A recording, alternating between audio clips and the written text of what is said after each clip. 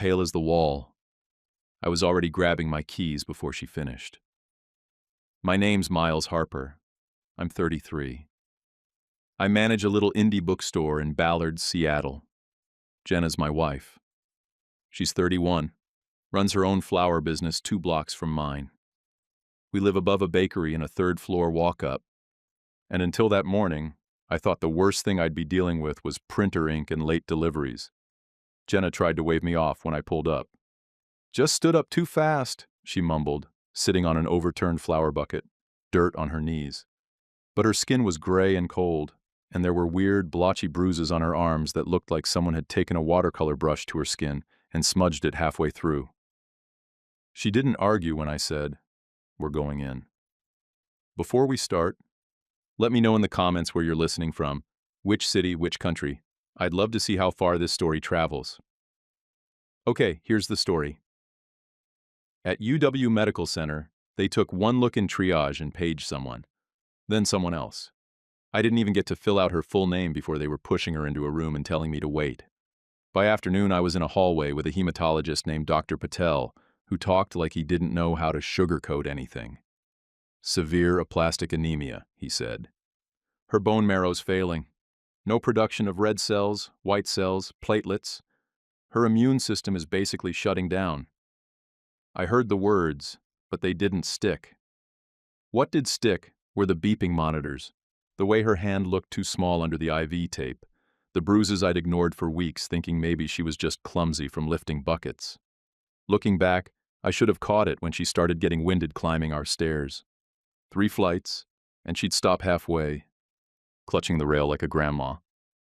"Must be allergies," she'd joke. This woman carries 6 buckets of peonies without blinking.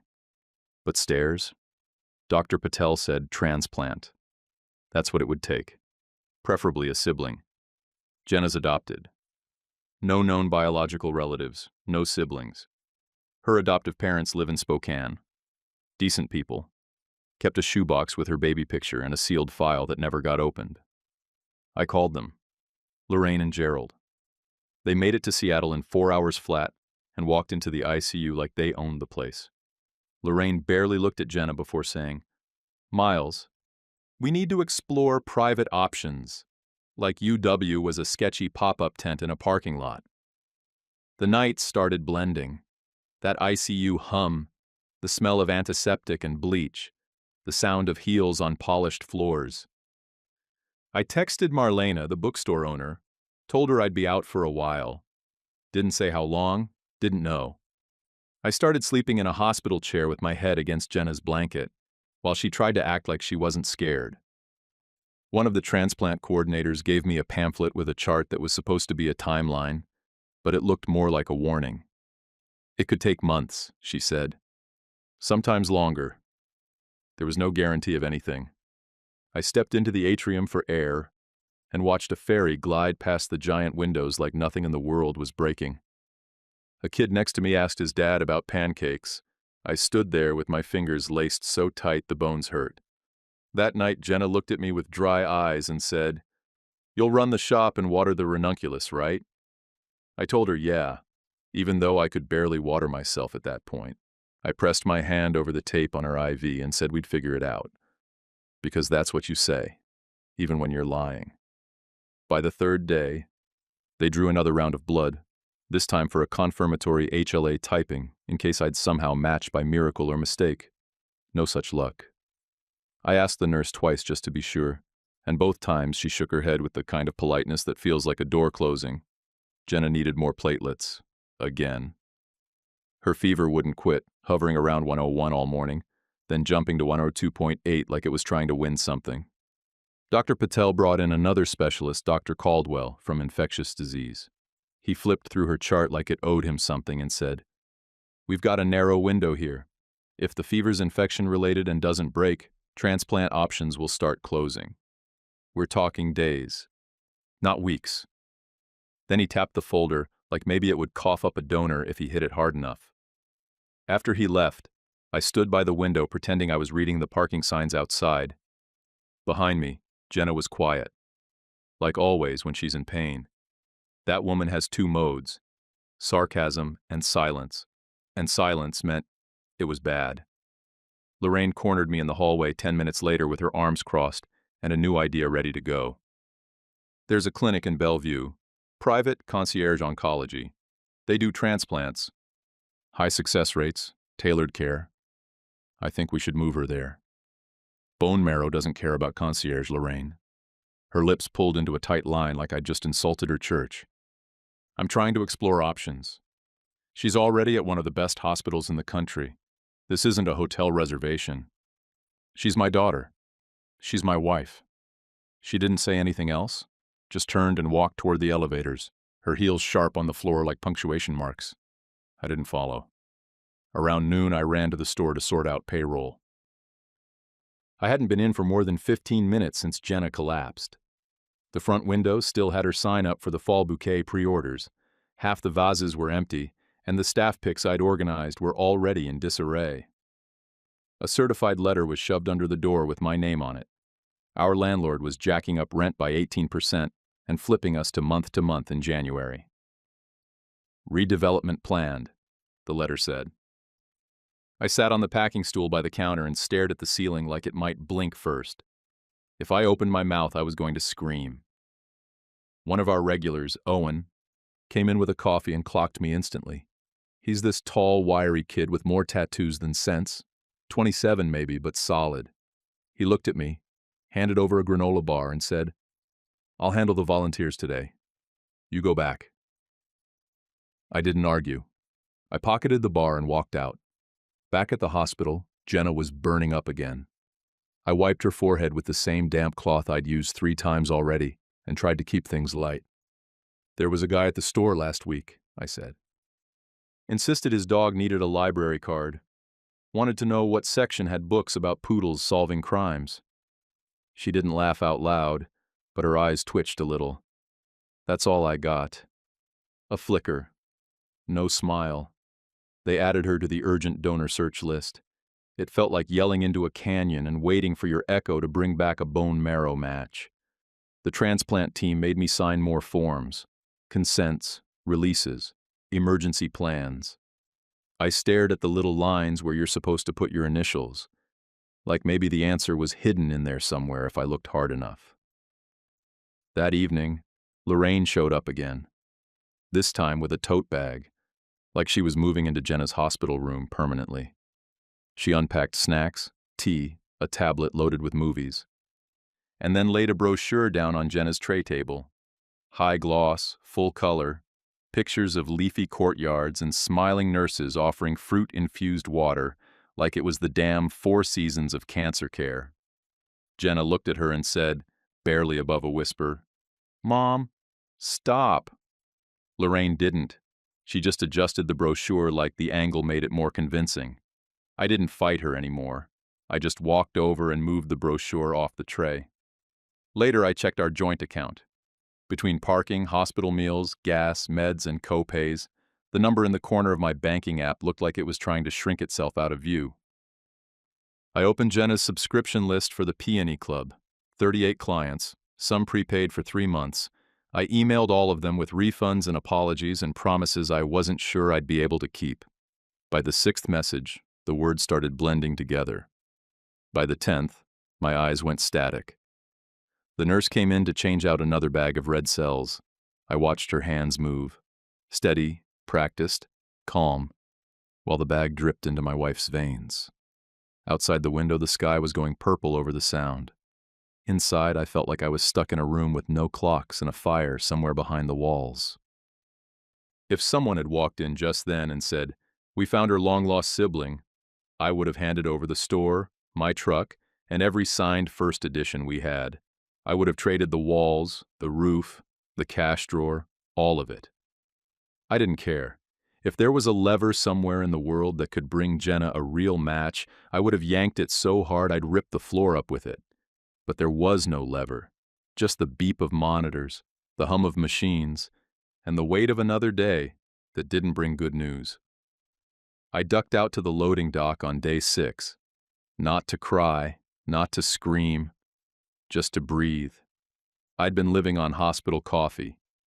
stale vending machine muffins, and a 5-hour loop of alarms and overhead pages. The air hit me like a slap, sharp and cold, laced with the stink of cigarette smoke. There were 2 lab techs by the dumpster, badges flipped backward, smoking like they were on break from a war. They were talking about the Wooden Boat Festival in Port Townsend. One of them, shorter guy, probably early 40s, flicked his ash and said, "That florist in 6NE? She's a dead ringer for that woman in Port Townsend who carves oars. It's uncanny." I froze. My body literally went still, like my brain couldn't process what just hit it. He laughed it off like it was nothing, like it didn't matter that he might have just dropped a grenade into my life. I kept my voice calm, casual. "You know her name? The woman in Port Townsend?" He shrugged. "Nah, man. Just know she works at some boat shop near the marina. Tall, dark hair. Saw her at a booth once. Could be twins, I'm telling you." I kept my face blank, then walked back inside so fast my legs felt like springs. I went straight through the main lobby, past a Thank You Healthcare Heroes banner, the hand sanitizer stations, a badly framed photo of Mount Rainier, and straight into Jenna's room. She was half asleep, the blanket pulled to her collarbone, face pale against the pillow. I sat on the edge of the bed and took her hand, already knowing how this would go. "There's a woman in Port Townsend," I said. "Works in a boat shop. Some lab tech said she looks exactly like you." She opened her eyes, slow. "Miles," she said, squeezing my fingers, "don't chase wild geese." But her eyes weren't saying no. They were saying go. Run. Chase the damn goose. I was about to grab my jacket and leave when Dr. Caldwell showed up. He didn't knock. Just walked in like people always do in hospitals.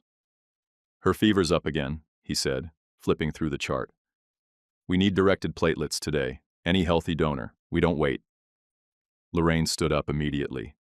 "I'll do it." "I'm cleared too," I said, even though I already felt a flush creeping up my neck. Both of us got screened. She passed. I didn't. Mild fever, barely 100, but enough to disqualify me. The nurse gave me that neutral, sorry face, and I wanted to punch a wall. Watching my mother-in-law in the donor chair shouldn't have felt like a miracle, but it did. She sat completely still, staring at the machine like she could will it to work faster. She didn't look at me once. When it was done, she stood up, gathered her purse, and walked out without saying a word. The nurse hung the golden yellow bag and hooked it into Jenna's IV line. Within 2 hours, her numbers started to blip up. Just barely, but up. Back at the store, chaos had its own flavor. Owen texted while I was in the hallway outside ICU. "You're trending." A bookstagrammer posted some half-assed story about how I was cold during last month's fundraiser. Now we were getting roasted online like we kicked puppies. Owen, bless him, replied from the shop's account. "Owner's wife is in ICU. Cool your jets." That shut most of them up. I called Marlena. "I want to host a mobile blood drive outside the store next week." She didn't hesitate. "Yes, tell me what you need." That's why I work for her. Not for the landlord who just upped our rent. Not for someone with 10 leases and a vacation home in Maui. For her. That night, Jenna slid me her phone while I was sitting by the bed flipping through insurance forms. "If you see her, show her this," she said. On the screen was a selfie from last summer. Her in a blue beanie, grinning at the camera, sunflower petals in her hair. "Tell her I'm not crazy." Her voice cracked like she hated even needing to ask. "I will," I said, and meant it. I went to the family lounge, found the clunky old desktop no one ever used, and printed the photo on regular white paper. The colors came out weird, her skin too pink, the sky dull, but it would do. I stood there holding the page like an idiot, wondering if I was actually about to drive across the Sound, chasing a woman whose name I didn't even know. The next morning, I told the transplant coordinator I'd be gone for a few hours. She looked at me over her glasses like she wanted to ask questions, but didn't. Probably figured I needed air or sleep or food. I needed none of those. I needed the woman who carved oars. I caught the 8:35 a.m. ferry out of Edmonds, sat near the railing, and drank a cup of vending machine coffee that tasted like hot cardboard. Gulls squawked and picked fights over nothing. In my backpack were 4 things: the printed photo of Jenna in the beanie, her hospital patient sticker, a notebook where I'd scrawled boat shops near Point Hudson, and the thinnest sliver of hope I'd ever carried. Port Townsend didn't waste time pretending to be something it wasn't. It was all charm and grit. Victorian rooftops, old brick buildings, the main drag with an espresso place every other block, and the whole place smelled like cedar, salt water, and diesel.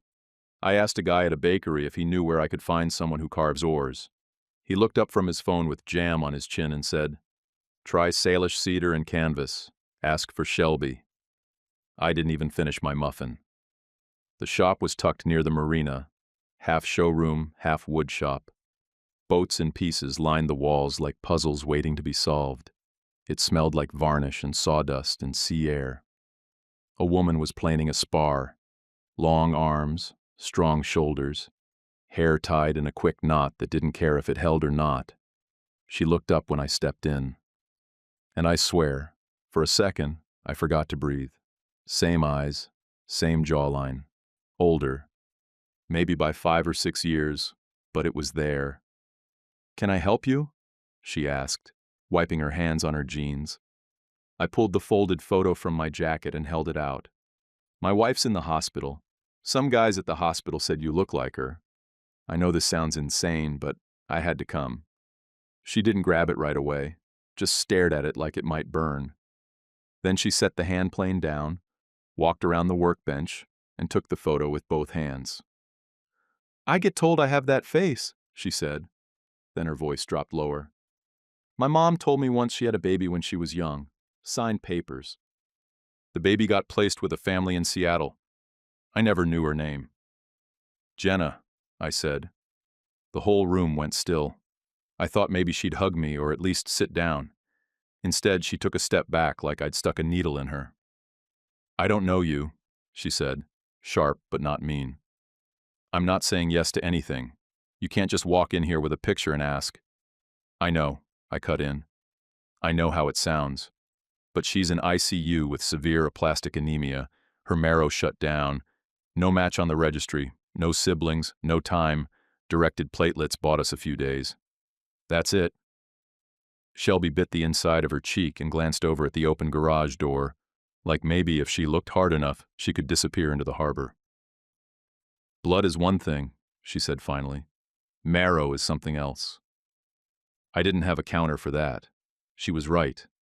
It wasn't a haircut or a favor or a donation drive. It was anesthesia, surgery, risk. It was her body, her call. She folded the photo and handed it back. "I need time." "I get that." I pulled a card from my wallet and scrawled my number on the back. "I'll answer any time. Doesn't matter when." We stood there with the workbench between us, like it was a border neither of us had the passport for. I left the photo on the bench anyway, nodded and walked out. Outside, the wind hit harder than before. I got to the parking lot and fumbled for my keys just as my phone started buzzing. Lorraine. I should have let it go to voicemail. I didn't. "Gerald's cousin knows an oncologist in Bellevue," she started. "We should transfer Jenna now before she's too fragile to move." "We're not moving her. You don't get to monopolize the decisions, Miles. She said she wants to stay at UW. She's scared. She's not thinking clearly. I'm not debating this in a parking lot." And I hung up. I wasn't proud of it, but I knew if I didn't, I was going to say something that would light the whole bridge on fire. I was halfway to my car when a guy in dusty coveralls stepped out from behind a stack of wooden paddles. Looked like he'd been listening without trying to. "You looking for Shelby?" he asked. "Yeah." He nodded once. "She's stubborn, but she's not cold. She just don't like being rushed. Give her a night." I was already turning away, but then he added, "We saw your wife's flowers on Instagram last spring. Some wedding shoot with blue hydrangeas. Looked like the same face. Weird, right?" "Yeah," I said, "weird." I sat in the car with the engine off, staring out at the marina. Tried to picture a day after this one that still had Jenna in it. It felt like trying to hold water in my hands. I pulled out my phone and called Owen. "I need you to file for a street permit for next week," I said. "Blood drive, outside the store." He didn't even pause. "Already done. Got a friend at City Hall." "Of course you do." "Get back to her. I've got the shop." I hung up and sat there a while longer, hands gripping the wheel like it might steady anything at all. When Shelby called, it was 7:12 the next morning. No hello, no lead-in, just straight to it. "I found something," she said. "My mom kept a form from Jefferson County Hospital, dated 1992. Says, mother declined to name father. Female infant, released to agency. Birth name temporarily listed as June Chambers." I was parked outside the hospital, gripping my coffee like it might decide what happened next. June. That name was buried somewhere in Jenna's adoption file. In faded handwriting none of us had ever been able to make out. I remember Jenna once joked it looked like Juice Chalmers. But June Chambers? That tracked. My hands went cold on the steering wheel. "Can you come to Seattle?" "I can be at UW by noon." She hung up before I could say thank you, which honestly made it easier. She showed up in a blue flannel that could have come from Jenna's closet. Worn soft, sleeves pushed to the elbows. She had a duffel bag, a determined walk, and the kind of face that looked like it didn't flinch easy. But when she stepped into Jenna's room and saw my wife, pale and hooked up to 3 different IV lines, her whole body stiffened, like she was bracing for a wave to hit. Then she looked at me and said, "Where do I sign?" Lab techs came in with clipboards and gloves. They did a cheek swab for the HLA typing, plus a fast ABO to see if her blood type could help while we waited.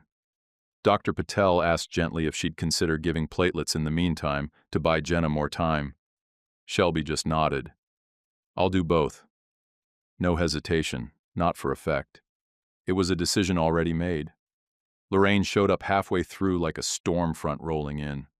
She barely said hi before pulling Shelby aside in the hallway, talking low but urgent. I stayed close enough to hear a few choice phrases. Long-term risks, future children, decision you can't take back. Shelby didn't blink. "I work with chisels and steam bends, ma'am. I can handle a needle." Lorraine shut up after that. I think we all did. By 3:40, the platelet bag was hung. Jenna's numbers inched up, slow but steady. Her cheeks picked up half a shade of color that only someone like me would notice. Shelby stood by the window, arms crossed, eyes on the floor. She didn't come closer. Didn't try to make it a hallmark moment. She looked like someone still trying to figure out which room she belonged in. I thanked her, probably too many times. "Don't," she said. "I'm not doing this for you." "Understood," I said. "Still. Thank you."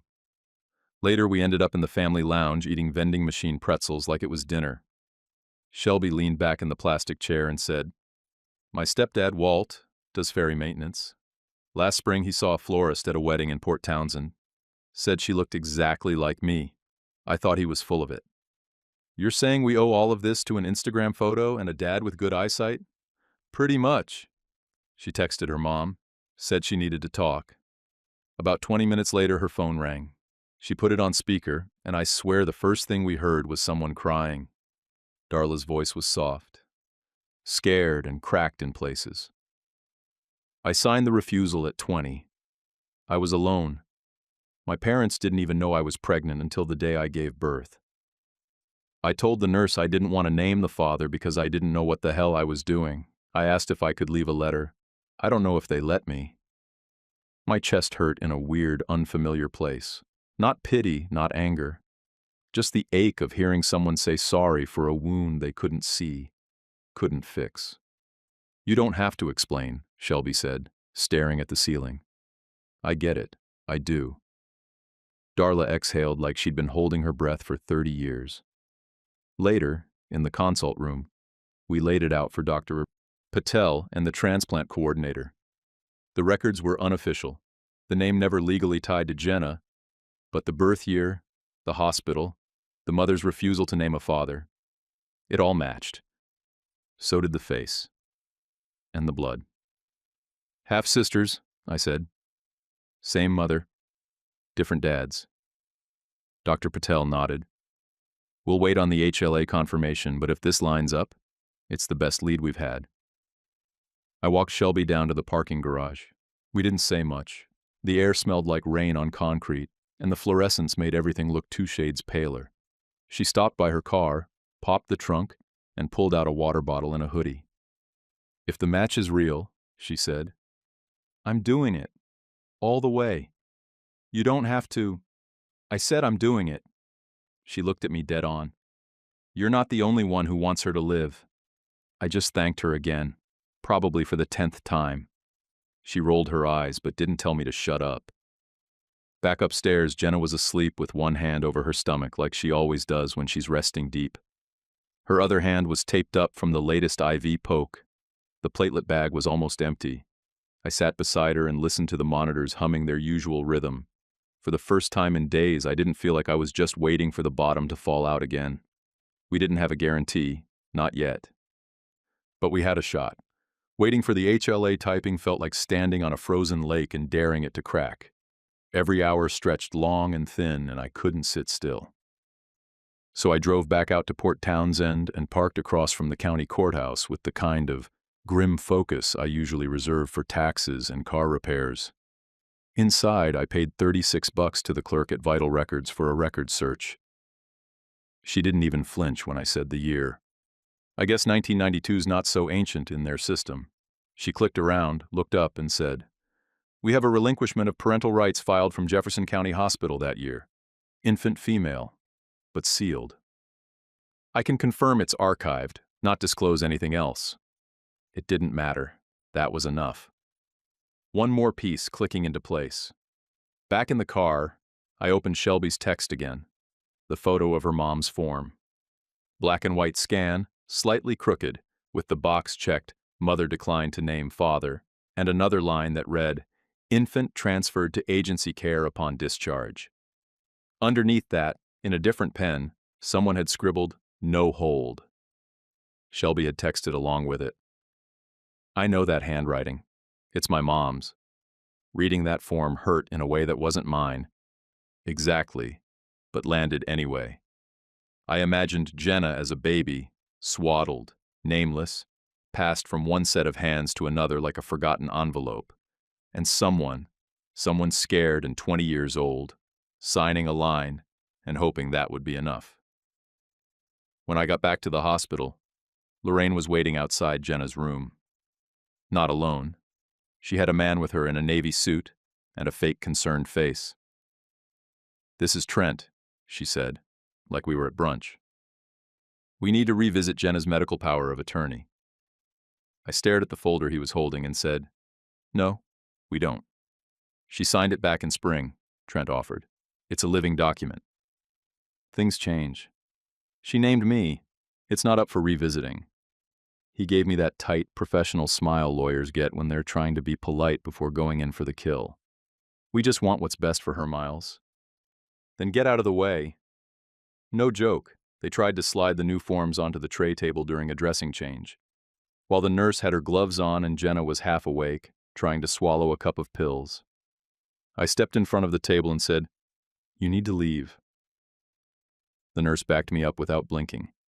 We don't do ambushes in this unit, she said. Lorraine sniffed and acted offended. Trent gathered the papers like someone had spit on them.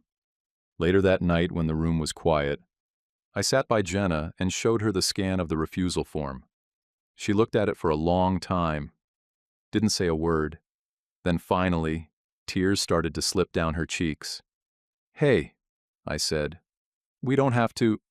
No, she said, cutting me off. It's good. It matters. She wiped her face with the edge of the blanket. At least I know. At least I was real to someone for long enough to sign something. She folded the page carefully, corner to corner, like it was a birth certificate. She tucked it under her pillow. At the bookstore, the blood drive pulled 89 sign-ups in one afternoon. Marlena borrowed a sandwich board from a bakery, and I wrote Jenna's Army in chalk, with a busted pen that smeared across my hands. It didn't matter. People showed up. Even a local TV crew caught wind of it. They aired a 30-second clip at 5:47 p.m., just long enough for us to look human on camera. The landlord's rep emailed again the next morning. He'd heard about the event and wanted to reconnect about the lease renewal. Marlena wrote back with a screenshot of the news clip and one line. "We aren't going anywhere while we're saving a life." It wasn't legally binding, but he didn't reply again for 2 days. The next day, a couple came in with a wrapped package. I didn't recognize them right away, but the woman smiled and said, "She helped us last winter. Found a book no one else could track down. Wouldn't take a tip." I opened it up after they left. Inside was the out-of-print hardcover and a check for $1,250. Memo line said, "For whatever the hospital won't cover." I just sat there holding it, forgetting to breathe. Around 2 a.m., Shelby texted. "Mom said she tried to leave a letter at the agency. Doesn't know if they ever kept it. I'm mad at her. I'm mad for her. I'll see you in the morning." The next day, I sat beside Jenna and read out loud from a paperback about watermen in the Puget Sound. My voice kept catching, because the words all hit differently now. Jenna, halfway between sleep and irritation, kept correcting my boat terms. "It's not a transom, it's a gunnel," she mumbled without opening her eyes. "I like transom better." "It's wrong." "Still sounds cooler." She cracked the faintest smile. I didn't know if Shelby would be a match. I didn't know if the letter Darla wrote had ever made it anywhere. I didn't even know if Lorraine was done trying to pull legal stunts. But I knew this. Jenna had her name. She had her sister. She had a page that proved she wasn't forgotten. And tomorrow, we might find out if her marrow had a match. The HLA results came back just after lunch. Dr. Patel walked into Jenna's room with a folder and a grin that wasn't wide but was real. "Very strong sibling match," he said. I didn't say anything. I just sat down because my knees forgot how to work. Shelby leaned back against the wall and exhaled like she'd been holding it since birth. "Okay," she said. "That's all. Just okay." Like she was ordering a sandwich instead of stepping into the middle of someone else's storm. Patel gave us the plan. Start preconditioning Jenna for transplant, test Shelby one more time for infectious markers, get her pre-op done, then lock the dates. The team was already moving. But infectious disease showed up 5 minutes later, and Dr. Caldwell didn't look thrilled. He pointed at the labs and tapped the monitor. "The fever's shifting," he said. "We've got 5 days to condition and transplant before this tips somewhere we can't pull back from. Maybe less." No one asked what somewhere meant. We didn't need the details spelled out. Shelby got scheduled for bone marrow harvest, not peripheral collection. Her choice. Old school, straight from the hip bones, under anesthesia. She said, "If we're doing this, I want to do it the way they built it to last." I had no argument. A nurse handed her a patient guide in a binder, full of charts and questions and medical diagrams. Shelby didn't open it. She stuffed it in her backpack like she already knew what needed to be done. And then, of course, Lorraine. I found her near the elevators, pulling Shelby aside with her arms crossed and her mouth in that tone. I couldn't hear all of it, but I caught the words, risk, future children, unnecessary sacrifice, and regret. Shelby came back 10 minutes later, head tilted, jaw clenched, like she'd bitten something hard and didn't want to spit it out. She didn't say a word, just sat and scrolled her phone like nothing happened. I marched Lorraine down to the first-floor coffee kiosk and told her flat out, "You don't get to scare her. I'm trying to make sure no one's acting on guilt or pressure. I'm doing what Jenna asked, the only thing she's asked. She's sick. She doesn't understand." "No. You don't understand. You don't get to manipulate her or Shelby. Not anymore." I didn't raise my voice, I didn't shake, and I didn't wait for her to respond. I turned and walked back to the ICU like I had something worth defending. Because I did. Back at the shop, the blood drive turned into a 2-day pop-up. Owen convinced a local band to play in the alley. He put out a tip jar labeled platelets and petals, and didn't tell me about it until someone slid in 2 Mariners tickets with a note that just said, "Use later." Later that day, Walt sent me a photo of a wooden box he'd been making. Clean lines, simple brass hinges, the kind of thing that looked like it belonged on a fireplace mantel. Text said, "For the papers, so the past has a place." I'm not a crier. But I had to sit down in the stairwell and stay there for a while, until the lump in my throat gave up. Shelby's pre-op was the next morning. The anesthesiologist ran through what felt like 100 questions: blood pressure history, family allergies, post-op expectations. Shelby answered them all steady, no fluff, like someone who works with dangerous tools every day. She caught me watching her and said, "Don't look at me like a hero." I raised my eyebrows. Why not? Because I'm not doing this to be brave. It's family. Exactly, I said. That's the whole point. She didn't smile. But she didn't look away either. Jenna wrote her a thank you card with a ballpoint hospital pen and her IV still taped to her arm. The writing sloped downhill, but she signed it, "To the sister I never got to steal clothes from." Shelby read it, laughed once, and tucked it into her wallet like it was worth more than anything in the room. That night, I went back to Jenna's flower shop and opened the cooler. Most of what was in there had wilted or browned at the edges. I tossed what couldn't be saved, then made 5 rough bouquets from what could. Threw together tulips with half-open roses, leftover baby's breath, some eucalyptus that still smelled sharp. I brought one to the nurse's station with a sticky note, "For the folks who keep her here." I don't know if they read it or not. I don't care. It was the first time in weeks I made anything that felt like giving. Shelby had to be at pre-op by 6. We met in the family lounge just before they called her back. She was in a hoodie, hospital socks, and one of those scratchy gowns that never tie right.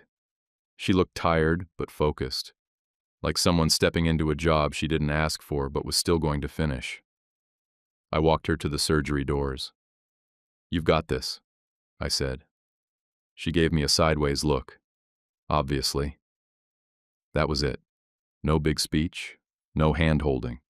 Just that Shelby way of saying, "Don't waste time on what's already decided." While she was under, I signed the last transplant consent form. The stack of paperwork didn't even faze me anymore. I used to get sweaty over signing for certified mail. Now I signed with the same focus as tying my shoes. You start learning the lines, initial here, date there, and it starts to feel like the only thing you can control. The harvest took just over 2 hours. Walt and Darla arrived midway and sat with me in the waiting area. Walt read the same boating magazine cover to cover twice, and Darla kept wringing her hands like she was trying to squeeze time out of them. She turned to me quietly and said, "I carried one baby and let her go. I'm not letting the other one go anywhere." I didn't know what to say, so I just nodded. She reached over and touched my sleeve like she needed to feel something steady. Back upstairs, a nurse rolled in the marrow bag. Warm.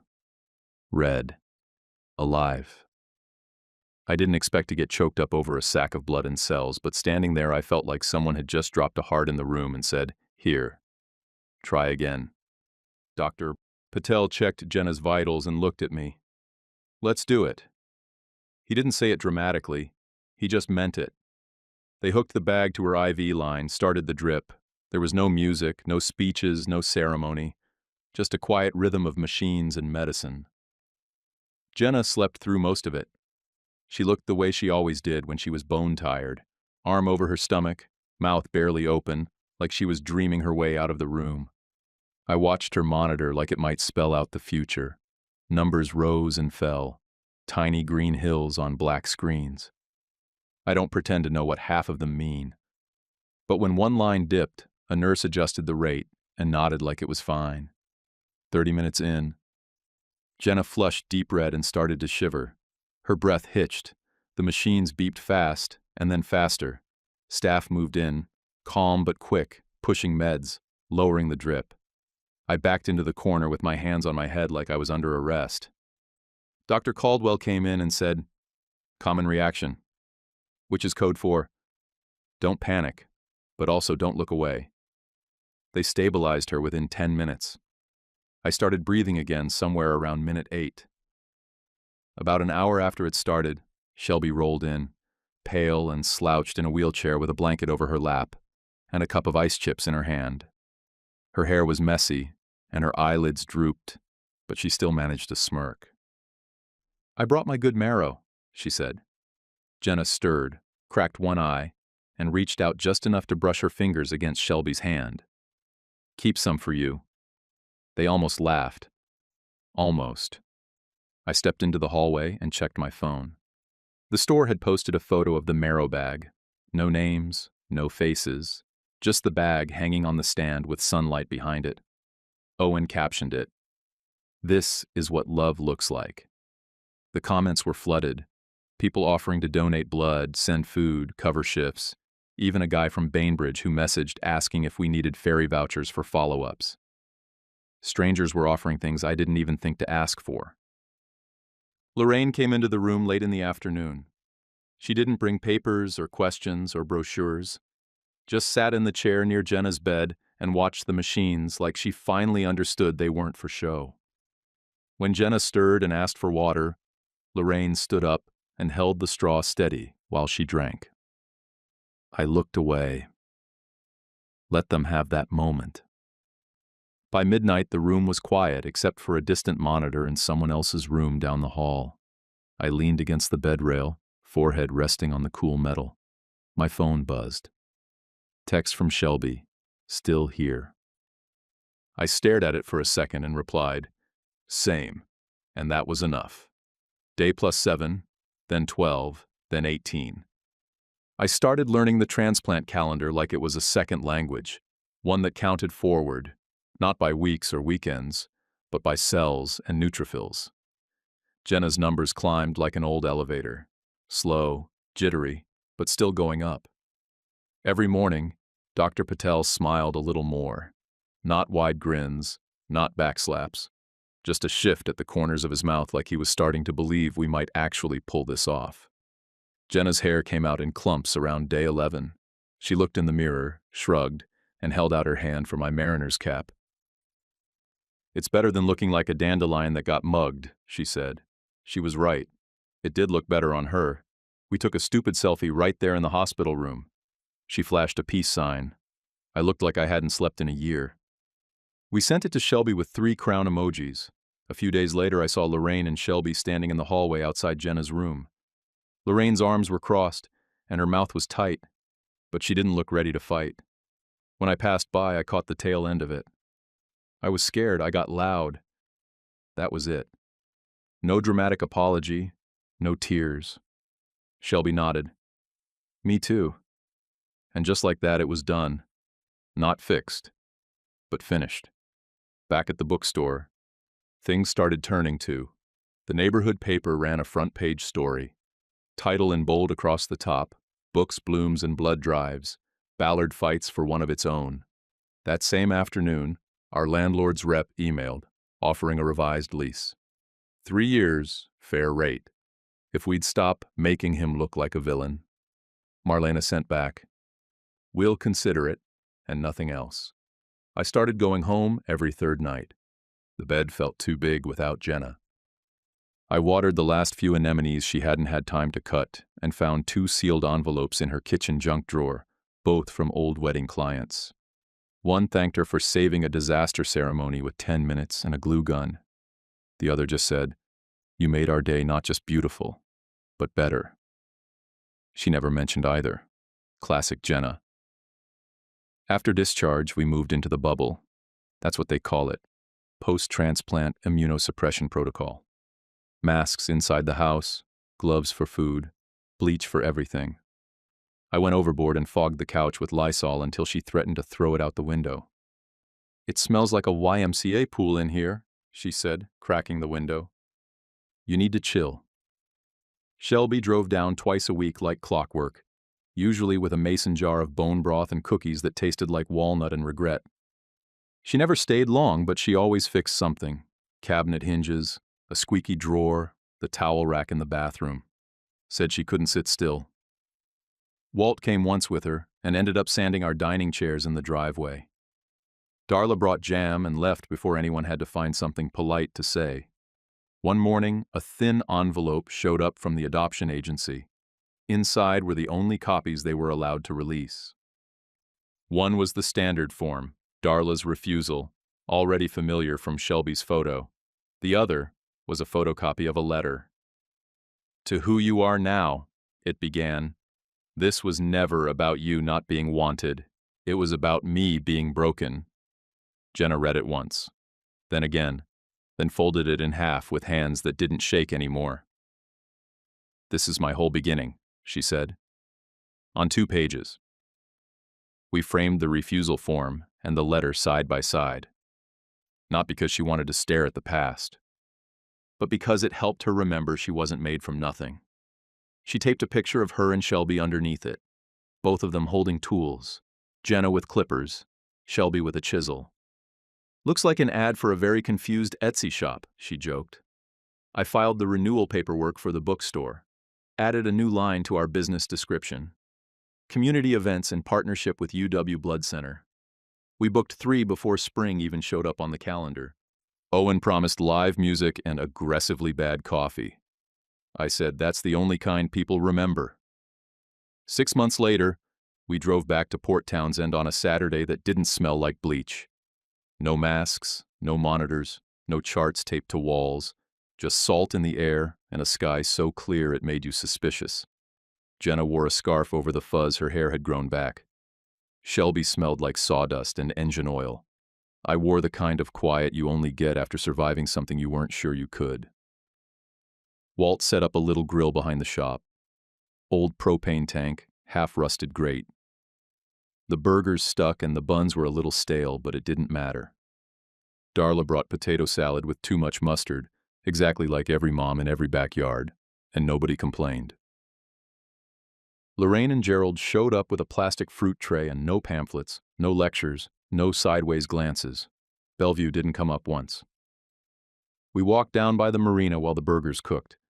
Jenna and Shelby did that dumb sister thing where they compared earlobes and insisted they looked the same even though they didn't. They laughed hard enough to snort, and I caught a photo of it without them noticing. They stopped at a skiff Shelby had restored, a clean white hull with oak trim, and Jenna ran her hand along the gunnel like she was touching a branch on the family tree. After food, I clinked the side of a mason jar and cleared my throat. I don't do speeches, but I did this one.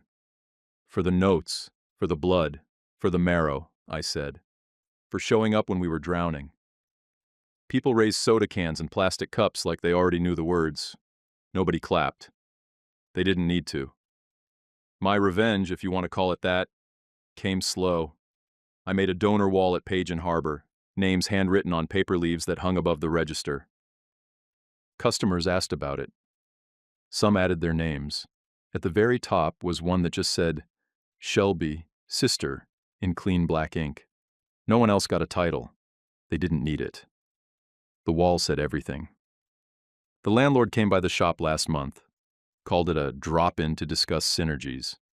I handed him a laminated copy of the neighborhood article and a printout of our new lease, the one with the 3-year clause about hosting blood drives. He skimmed it, signed without a word, and left. I slept like a rock that night. UW held a spring donor event in the hospital atrium. They asked Jenna to say a few words. She looked at me like she wanted a way out. I nodded. She stepped up to the mic in her boots and scarf and cleared her throat. "I grew up wanted," she said. "I just didn't know by who. Turns out it was by a guy who runs a bookstore and a woman with a boat shop." Half the room laughed into their napkins.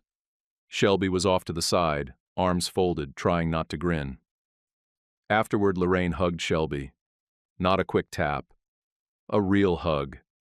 I saw her eyes water and decided not to say anything. Nobody gave speeches about who was right or who was wrong. But a few people who doubted me in the beginning kept their distance, like they were still rewriting their version of what happened. I let them. At home, I mounted the cedar box Walt made on the wall by the door. Inside it, the relinquishment form, and Darla's letter lay flat, no creases. Next to them was a photo from the donor day. Jenna and Shelby in front of the hospital, holding hands and smiling like they didn't almost miss each other completely. Every time we leave the house, we touch the lid. It's not superstition. It's ritual. A way of saying, we carry this. We use the Mariners tickets that stranger mailed us. Same seats every time, right field line, row 20. We go to Port Townsend often enough that the barista knows our order. Double espresso for me, oat milk chai for Jenna. I still make bad jokes at the store. Jenna still corrects my Latin plant names from the aisle. Owen still writes captions that make us sound cooler than we are. I don't know what comes next. I don't know how long we get. But when the clock screamed, we didn't fold. We found our people, and we held on. If someone in your family needed you the way Jenna needed Shelby, do you think you'd step up or hesitate? Share your answer in the comments. And if you enjoyed the story, even dropping a quick comment like "good story" or sharing your thoughts really helps support the channel. Subscribe for more. YouTube picked this for you. Tap it. Let's see if they guessed right.